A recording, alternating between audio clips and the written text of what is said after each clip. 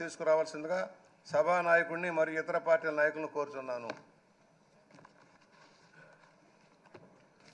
ఇది నాకు ఇచ్చేది.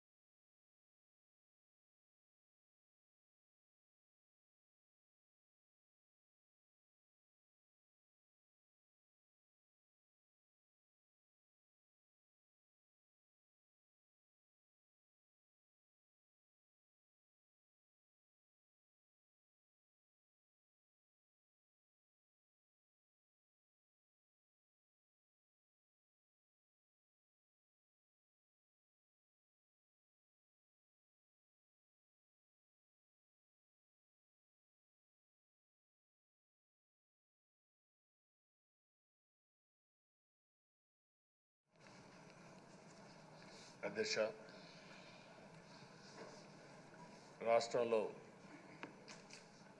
రాష్ట్రంలోనే కాదు తెలుగు రాష్ట్రాల్లో అత్యంత సీనియర్ శాసనసభ్యులు మీరు ఒకరు. బీసీ నేతగా గుర్తింపు ఉన్న మిమ్మల్ని నేడు శాసనసభ అధ్యక్ష పదవిలో చూడడం చాలా సంతోషంగా ఉంది. అధ్యక్ష,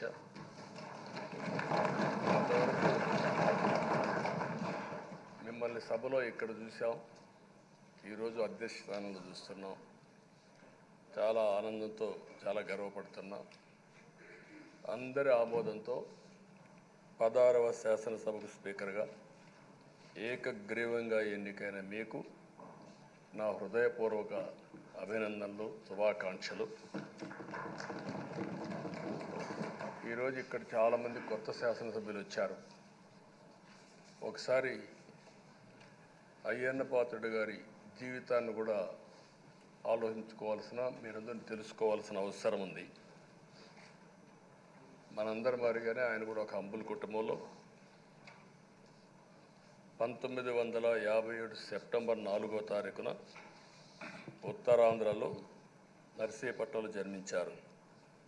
తల్లిదండ్రులు చింతకాయల వరహాల దొర చెల్లాయమ్మ గారు. యువత రాజకీయాల్లోకి రావాలని ఆ రోజు ఎన్టీ రామారావు గారు పార్టీ పెట్టిన మొదట్లో పిలిపిస్తే 25 సంవత్సరాల వయసుండే సమయంలో రాజకీయాల్లోకి వచ్చిన వ్యక్తి